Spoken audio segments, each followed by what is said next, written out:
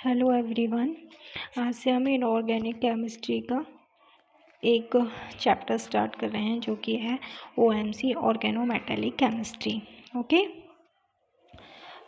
Organometallic chemistry इसके है ना दो पार्ट्स होते हैं। एक होते हैं, इसका मतलब होता है, एक होता है ऑर्गेनिक, एक होता है मेटेलिक। ऑर्गेनिक मतलब होता है ऑर्गेनिक और मेटेलिक मतलब होता है इनऑर्गेनिक। ठीक है, इसमें हम ये चीज़ें पढ़ते हैं। मेटल की स्टडी हम मोस्टली इनऑर्गेनिक में पढ़ते हैं, तो इसलिए इनऑर्गेनिक में ऑर्गेनिक की जो रिएक्शंस होती हैं वो किस में पढ़ते हैं, ऑर्गेनिक में पढ़ते हैं। ठीक है, अब जैसे कि मतलब कोई भी ऐसा कंपाउंड जिसके पास एक कम से कम एक मेटल कार्बन बॉन्ड होना चाहिए तो उसे हम ऑर्गेनोमेटेलिक कहेंगे। एग्जाम्पल के लिए जैसे कि ये बहुत रिएजेंट बहुत ही आपने यूज़ किए होंगे, जैसे RMGX, R2CU, Li, ये बहुत सारे रिएजेंट और भी हैं ऐसे जिसमें मेटल और कार्बन का बॉन्ड होता है, उसे ऑर्गेनोमेटेलिक रिएजेंट कहते हैं। ठीक है, बताना इनका नाम बताना मुझे कमेंट में कि इनके नाम क्या हैं दोनों के। ठीक है, अब जैसे कि RHPPS3 का होल ट्वाइस Cl, इसे हम बोलते हैं विल्किंसन कैटेलिसिस। ठीक है, ये विल्किंसन कैटेलिसिस, इसकी रिएक्शन कैसे कराते हैं, जैसे कि ये इसके साथ हमने इसकी रिएक्शन कराई तो ये यहाँ पे कनेक्ट हो गया। अब ये एक इंटरमीडिएट का फॉर्मेशन हुआ है। ठीक है, ये विल्किंसन कैटेलिसिस का फॉर्मूला क्या होता है ये आपको याद होना चाहिए। ठीक है, ये आपको MCQs में, जैसे अगर आप MSc में एग्ज़ाम देंगे तो उसमें भी पूछ सकते हो, कभी कभी CSI या नेट में भी ऐसे सिंपल क्वेश्चन आ जाते हैं। ठीक है, 2 मार्क में। अब जैसे कि मेटल कार्बन में जो मेटल होता है ये मैन ग्रुप का हो सकता है, ट्रांजिशन एलिमेंट हो सकता है, लेंथेनाइड हो सकता है। ट्रांजिशन एलिमेंट कौन से होते हैं, जो D ब्लॉक के होते हैं, लेंथेनाइड जो F ब्लॉक के होते हैं, मैन ग्रुप जो P ब्लॉक के होते हैं। ये सारे आपने पीरियोडिक टेबल पढ़ी होगी तो आपको वहाँ पे बताया जाता है। अब मेटल कार्बन के बीच में जो बॉन्ड है वो 3 तरह के बॉन्ड होते हैं, एक तो आयनिक हो सकता है, एक कोवेलेंट हो सकता है, आयनिक प्लस कोवेलेंट हो सकता है। अगर आयनिक ही बॉन्ड है तो वो किस में होता है, सिर्फ आयनिक, वो होता है S ब्लॉक में। अगर कोवेलेंट करैक्टर ज़्यादा है तो वो किस में होगा, P ब्लॉक में। ठीक है, अगर कोवेलेंट करैक्टर है तो वो टी में आयनिक प्लस कोवेलेंट दोनों करैक्टर होते हैं। ठीक है, ओके। अब हम बात करते हैं ये सारे। अब transition metal organometallic compound metal have variable oxidation state, मतलब मेटल की ऑक्सीडेशन स्टेट जो होती है वो डिफरेंट मतलब चेंज होती रहती है, एक ही नहीं होती कि यही है कि वो चेंज होती रहेगी। मेटल के बीच में एक बॉन्ड बनाने की टेंडेंसी होती है, ट्रांजिशन एलिमेंट है। ट्रांजिशन एलिमेंट किसे कहते हैं, जो D ब्लॉक के एलिमेंट होते हैं, जैसे scandium, titanium, vanadium, chromium, magnesium, iron, cobalt, nickel, copper, zinc, ये सारे एलिमेंट जो होते हैं ना ट्रांजिशन एलिमेंट हम बोलते हैं। जैसे RHPPS3 होल ट्वाइस Cl, ये विल्किंसन कैटेलिसिस, इसका यूज़ किस में किया जाता है,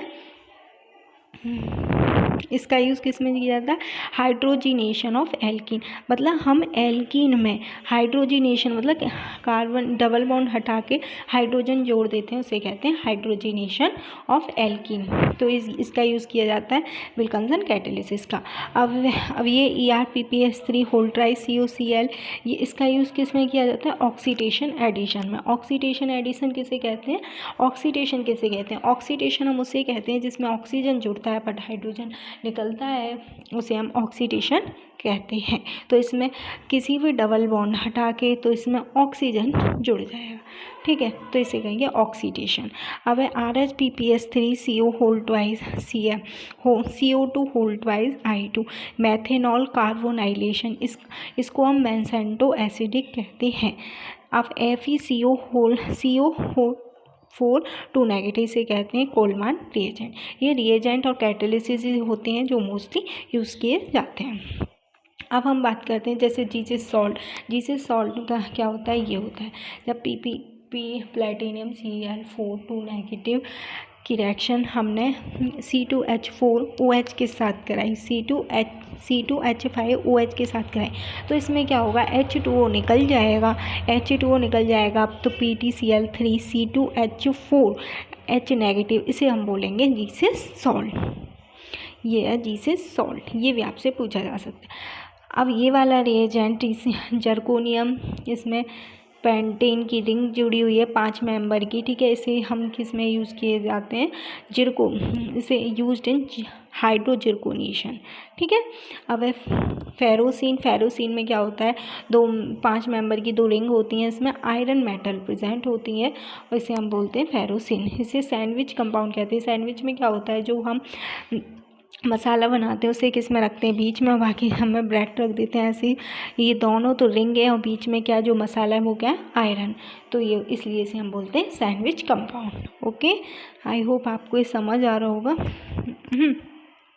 अब lanthanide OMC, lanthanide non aromatic. Lanthanide किसे कहेंगे, एफ ब्लॉक के element. Lanthanum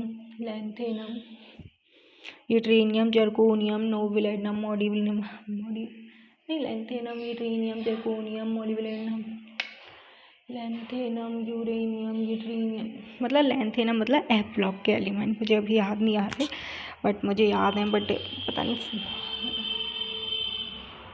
एक्टिनम, thorium, protactinium, uranium, neptunium, plutonium, americium, curium, berkelium, ऐसे कुछ हैं समथिंग। अब मुझे थोड़ा याद नहीं कर पा रही। तो इसमें क्या होता है लेंथेनाइड में, जब हमने ये नॉन एरोमेटिक कंपाउंड है, जब इसमें Mg मतलब मेटल की रिएक्शन कराई तो ये बन जाएगा एरोमेटिक कंपाउंड बन जाएगा, ठीक है। नॉन एरोमेटिक में ये वाले इसकी बात हो रही है। अब इसमें मेटल क्या रहेंगे, या तो यूरेनियम ले सकते हैं, या थोरियम, या प्रोटैक्टिनियम, ये सारे मेटल हम ले सकते हैं किसमें, लेंथेनाइड सीरीज़ में, ठीक है। अब हम बात करते हैं एप्लीकेशन ऑफ OMC। ये सारे रिएजेंट हैं, एन जैसे कि NBUL, RMGX, RuCu, ये आप रिएजेंट में भी पढ़ोगे, इनका बहुत यूज़ है। Catalysis, Wilkinson catalysis, hydroformylation, carbonylation of methanol, इन दोनों का इसमें यूज़ है। ये हाइड्रोफॉर्माइलेशन में, इसका विल्किंसन कैटेलिसिस में यूज़ किया जाता है, ठीक है। अब ये है कि हमें 8 इलेक्ट्रॉन काउंट कैसे करने हैं। तो क्या होता है, RH कौन से, जैसे स्कैंडियम है, स्कैंडियम के आउटर मोस्ट शेल के इलेक्ट्रॉन हैं, मतलब तो इसमें कितने हम यूज़ करते हैं, 2 अंदर वाले 1 बाहर वाला, तो टोटल कितने हो गए 3 इलेक्ट्रॉन। तो ऐसे, ठीक है। स्कैंडियम, फिर इसमें कितने होते हैं, scandium, titanium, vanadium, scandium titanium में तो ऐसे ये नीचे वाले एलिमेंट है, तो इसमें कितने हैं 9 इलेक्ट्रॉन, तो हो गए इसके हो गए 9 इलेक्ट्रॉन। फिर इसके PPS3, एक PPS3 2 इलेक्ट्रॉन डोनेट करता है, तो 3 कितने करेंगे, 3 2 जा 6, और एक क्लोरीन करता है +7, तो ये आ जाएगा 16। ये 16 इलेक्ट्रॉन स्पीसीज है, 18 है। और जो भी स्पीसीज 16 इलेक्ट्रॉन स्पीसीज होती है वो स्क्वायर प्लेनर कॉम्प्लेक्स बनाती है। अब ये भी इसी का है, तो ये 9 करेगा, ये कितना करेगा 2 करेगा, ये कितना 1 करेगा, ये 2 करता है, तो 2 कितने करेंगे 4 करेंगे, तो ये भी 16 है। ये सारे 16 इलेक्ट्रॉन स्पीसीज हैं। तो ये कौन सा वो बनाएंगे, कॉम्प्लेक्स स्क्वायर प्लेन, ठीक है। अब इसकी हमें ऑक्सीडेशन, इसमें क्या किया था हमने, इलेक्ट्रॉन काउंट किए थे। अब हम इसमें क्या करेंगे, ऑक्सीडेशन ऑफ मेटल की हमें ऑक्सीडेशन स्टेट बतानी है। तो जिस भी चीज़ की हमें ऑक्सीडेशन स्टेट बतानी होती है तो उसे तो हम क्या मान लेते हैं, X मान लेते हैं। तो हमें इसकी बतानी है, तो इसको हमने मान लिया X प्लस इस पे कौन सा चार्ज होता है, न्यूट्रल है। न्यूट्रल क्या होता है, ये आपको याद करने पड़ते हैं, मैं आपको लिख के दे दूँगी क्योंकि आप याद कर पाओगे, ठीक है। इसके ऊपर 0 चार्ज होता है, 0 इंटू कितने 3, और इसके ऊपर कितना होता है, क्लोरीन के ऊपर -1, तो क्या हो जाएगा X प्लस किसी भी नंबर का 0 में मल्टीप्लाई करते हैं तो क्या आता है 0 -1। अब हम इस -1 को इधर ले जाएंगे, क्या आ जाएगा +1। तो कितनी ऑक्सीडेशन स्टेट निकल के आई, नंबर कितना निकल के आया 1, ठीक है।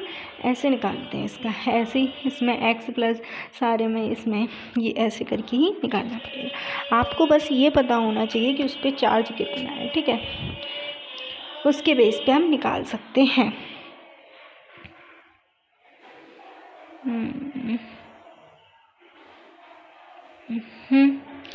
अब ये सारे ऐसे ही थे, आप करके एक बार ट्राई करना, ये सारे आपको समझ आ जाएगा। अब इसमें क्या करना है, हमें टोटल वैलेंस इलेक्ट्रॉन काउंट करने हैं।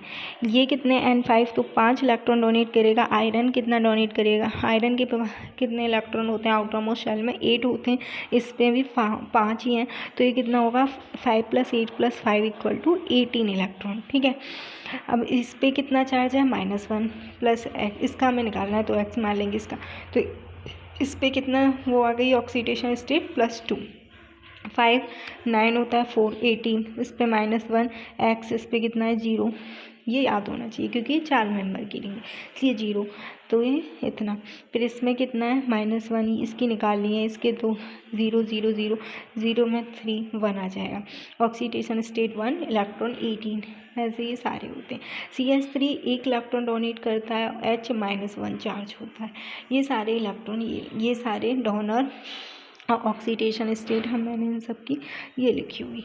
ठीक है, जैसे CH3 +1 माइनस, ठीक है, CO न्यूट्रल,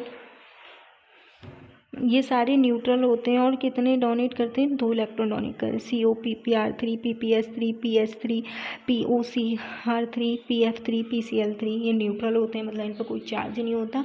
और ये कितने इलेक्ट्रॉन डोनेट करते हैं, 0।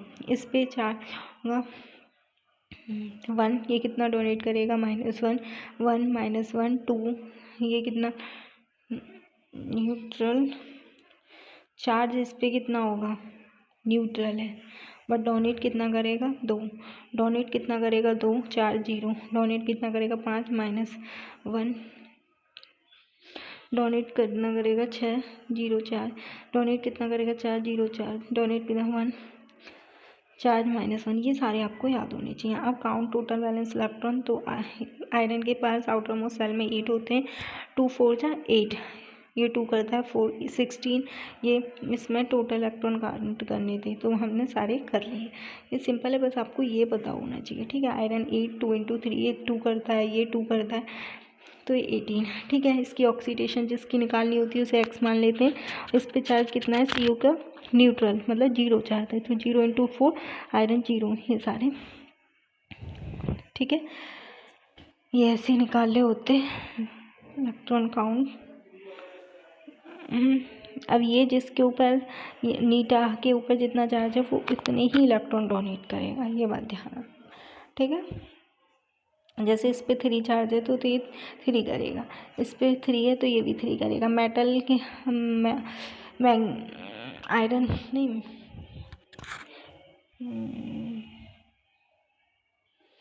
इसमें कितने इलेक्ट्रॉन है 7, इसमें 3, ये कितना करेगा 2, और कितने 5 20 इलेक्ट्रॉन, ये 18।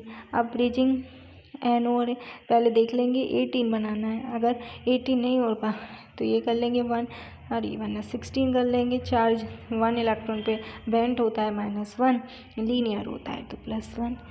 आई होप आपको ये समझ आया होगा, बट आप ये करके जरूर देखना है क्वेश्चन, इससे आपके लिए बहुत ही हेल्पफुल रहेंगे। प्लीज़ इस चैनल को सब्सक्राइब कर दो,